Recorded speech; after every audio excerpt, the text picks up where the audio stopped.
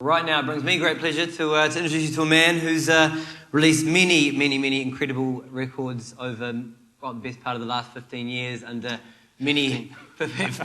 last 50 years, and many different hats. You might know him as Jake Slazenger, Kids Bachelor, µ-ziq with the funny little symbol, and released records on labels like Reflex, Astro Works, and of course his own Planet µ label. Can we have a nice round of applause and a holler for Mike Paradinas? All's well with you, Mike? Yeah.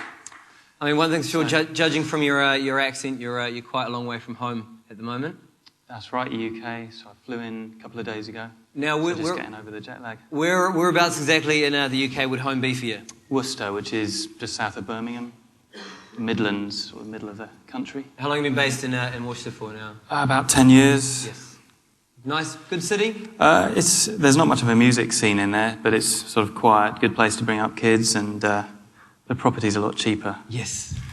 Now, I think probably the best way to, to get a good kind of introduction to, what you've been doing for the last few years is to play something, from the label. Obviously, you've been doing a lot of production over the years, but the main thing that's kind of been keeping you busy is Planet µ. First of all, tell us about Planet µ. Well, it was a label I started about 8 years ago because I was signed to Virgin and wanted to release my friend's music. And I'd sort of set up a sort of sub-label with Virgin on a major label, but it wasn't really working out. So I sort of wanted total control myself, so I went to an independent distributor and set the label up, which is a lot of work, but if you can do it, it's well worth it to get total control. So. I mean, when you say it wasn't working out, I mean, major labels, they're great at doing big albums, but... Yeah, they want a return, an immediate return on their money. So if you've got a longer term sort of outlook, it's better to do it yourself, because you know that if you're working with music you love, then you don't care if you lose money so much until you've lost all of it. Was it hard? Was it a hard process then you care. To kind of wrangle, to kind of set yourself up independently of... it was at the time, because a lot of distributors were sort of changing at that time. There was one called RTM, which Mark knows about, because your label was with them, and they got taken over by another distributor, and I'd just signed a deal with RTM, and then I lost it straight away, so I had to find another deal. So I never put a record out with them. But yes, it took another year of work to try and get a distribution deal. But once that was set up, then it was all pretty easy, Yeah. Sure. So what do we got right here? This is just a test pressing of a record which is coming out in November. We've started releasing sort of grime and dubstep in the last 3 years, really. And this is a loafer remix of Pinch, which I should just stick on, really, and see what happens. But yeah, this sort of sound has been coming through London lately with post garage, really, after two-step and garage, and it sort of turned into grime, and grime has sort of fallen off a bit. We tried to sell it, and it's pretty much impossible to sell because everyone downloads it. But with dubstep, the DJs are actually still buying records, which doesn't happen a lot these days. But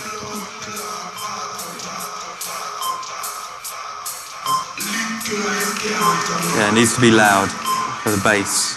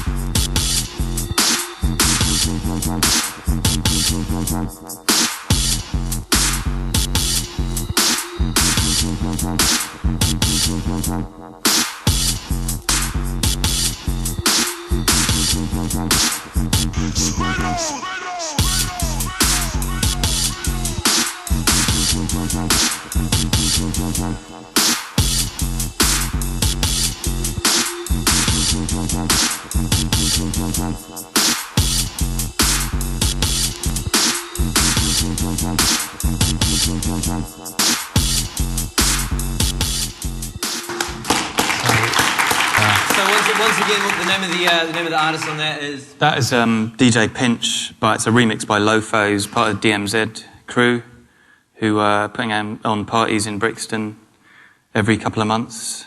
Sort of Digital Mystics and Lofo are part of that crew.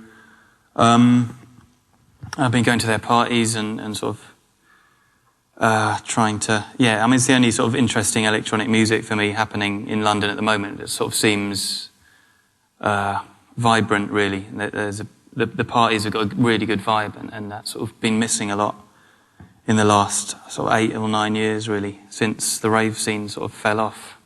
And sort of drum and bass I'd never really got that much into after sort of the jungle sort of stopped. I mean, I was up to about 98, I was into drum and bass, but after that, this decade, it's not really been working for me. And so the vibe at the clubs, you know, at these dub sets, it's a really good vibe. There's positivity. I don't know. The bass is good. Yeah. I like the music mainly. What are the main nights for you? There's Forward and DMZ. Really, the two. I haven't been to Forward because I could sort of never get down to London for that. But DMZ was on a Saturday, and I was sort of working through the week. So. And a good sound rig is definitely a must with these nights. Yeah, you need to be able to hear the bass and get the warmth. So they've been using sort of reggae systems, really, reggae sound systems, and putting them in. Obviously, you know, as you mentioned before, I mean, one of the, you know, the big kind of, well, the big thing that happened that kind of got your name out there to a whole huge audience was the hookup with Reflex.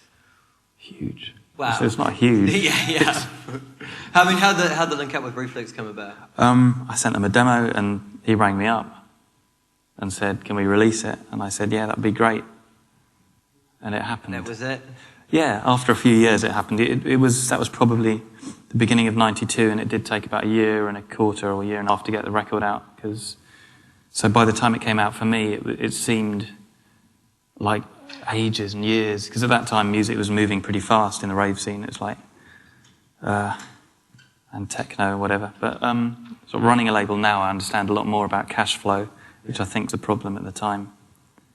And sort of putting it out, I mean, it takes me a good sort of 6 months, or sometimes a lot longer to get something out. But I try and be as quick as possible because I know how frustrating it is for artists to sort of sit on stuff. I mean, you know, and for you at that time, was it, you know, when you're talking about Reflex, you're talking about Aphex Twin and all that. I mean, was it fairly inspirational for you as a it was, because at that time everyone was making really inspirational music.